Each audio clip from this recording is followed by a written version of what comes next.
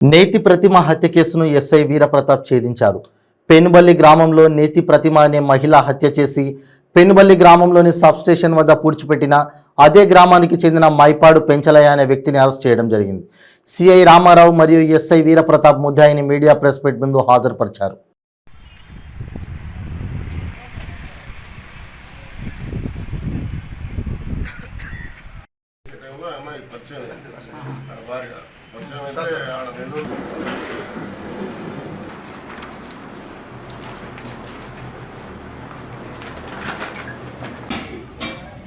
మహిళ ఆమె పేరు వచ్చేసి నేతి ప్రతిమ, భర్త పేరు శ్రీనివాసులు.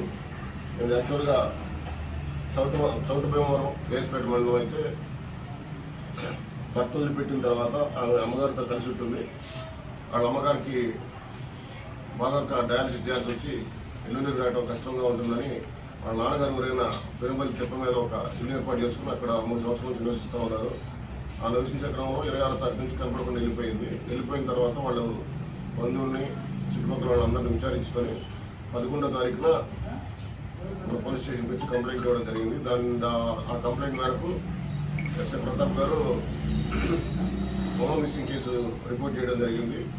అట్లాగే 13వ తారీఖున వాళ్ళ సిస్టర్ అయిన కంప్లైంట్ దాసరి ప్రత్యూష ఆ ఇంటి పక్కన గుంట్లో ఆ చెప్పులు ప్లస్ గాజు మొక్కలు దాచుకున్న చిన్న కాయిన్స్ అవి దొరికితే చూసింది. అట్లాగే ఎదుర్కొంటా గాజులు పడే ప్రదేశం ద్వారా చూస్తూ ఉంటే జొన్నవాడ పిహెచ్సి ఎదురుగా ఉన్న దేవస్థానం భూముల్లో ఒక పరుపు కనిపించింది. దానికి కాబట్టి ఆ పరుపుని అనుమానంగా లాగి చూస్తే లోపలేదో శవం పూడ్చిపెట్టిన ఆనవాళ్ళు కనపడినాయి. అక్కడే అక్క తప్పిపోయినప్పుడు వేసుకున్న డ్రెస్ కూడా కొద్దిగా కనిపించింది. వెంటనే మాకు ఫోన్ చేయడం జరిగింది. ఆ సమయంలో నేను, ఎస్ఐ గారు, ఎంఆర్ఓ గారికి ఒక రిక్వెస్ట్ ఇచ్చాము. ఎంఆర్ఓ గారు డాక్టర్ గారికి, టీమ్ ఆఫ్ డాక్టర్కి ఒక రిక్వెస్ట్ ఇచ్చి మేమందరం కలిసి వెళ్ళి ఆడ శవాన్ని బయటికి తీసి ఐడెంటిఫై చేసి ఎంఆర్ఓ గారు శవపంజనాలు చేశారు. తర్వాత డాక్టర్ గారు పోస్ట్ మార్టం చేశారు. తర్వాత బాడీ నాటికి అప్పగించడం జరిగింది. వెంటనే గౌరవ ఎస్పీ గారైన ఇక్కడికి తిరుమలేశ్వర రెడ్డి గారి ఆదేశాల మేరకు మరియు రూరల్ డిఎస్పీ గారైన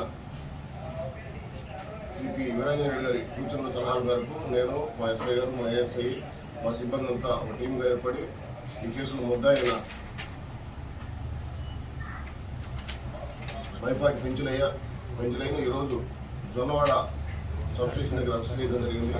వాడి కన్ఫెషన్ ద్వారా అతను ఆ రోజు 11 గంటలకి జొన్నవాడలో ముందాకి వస్తూ ఉంటే వీళ్ళ ఇంటి ముందు వెళ్తూ ఉంటాడు.